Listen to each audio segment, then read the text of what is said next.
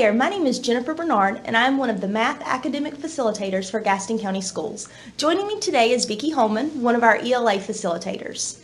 In the upcoming math unit, your student is going to be introduced to the concept of volume. They are going to use what they learned about area from 3rd and 4th grade with cubes and rectangular prisms. Students are going to think about area by building a base of cubes so we can get that conceptual or hands-on understanding of volume first. So they will be working on the area, and then they will be adding layers to that area to give them height. And then that gives them the opportunity to transition to the formula for volume, which is length times width times height.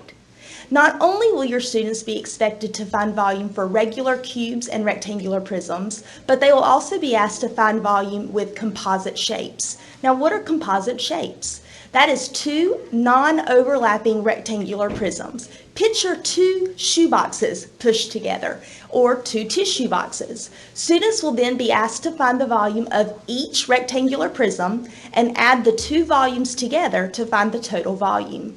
I also want to invite you to practice volume at home. When you click the activity here, it is a rectangular prism scavenger hunt. This is where you find everyday objects in your house, a tissue box, a cereal box, a shoe box, and you and your student measure each of the length, the width, and the height to find the volume of each object. Hi 5th grade families, thanks for joining us today. I wanted to let you know that in the next unit, 5th graders will begin to study nonfiction texts again. As you probably remember, they've spent the last unit reading a lot of fiction, particularly fantasy stories. And today I want to talk to you about one of the skills, or what we call standards, that your 5th grader will be exposed to and expected to work on during this unit. So one of the things that helps readers to understand a nonfiction text is to be able to notice and determine the meaning of the words that they encounter in nonfiction.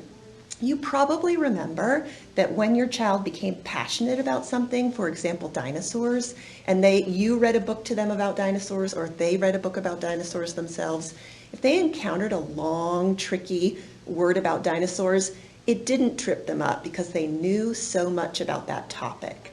We want them to be able to become the kind of nonfiction reader who can figure out the meaning of difficult words in nonfiction in topics that they're not as familiar with.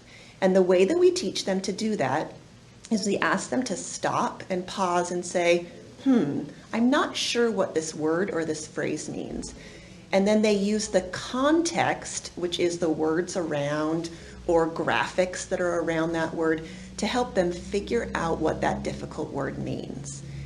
You can work on this at home by clicking on the interactive activity and doing this in a book that maybe you're reading together, like we talked about last month when we talked about fluency. Read along with your student and even say, I'm not sure what this word means. Let me show you how I'm going to read the words around or look at the graphics around to figure out what this difficult word is before I go on and read any more of the book. And then practice that together.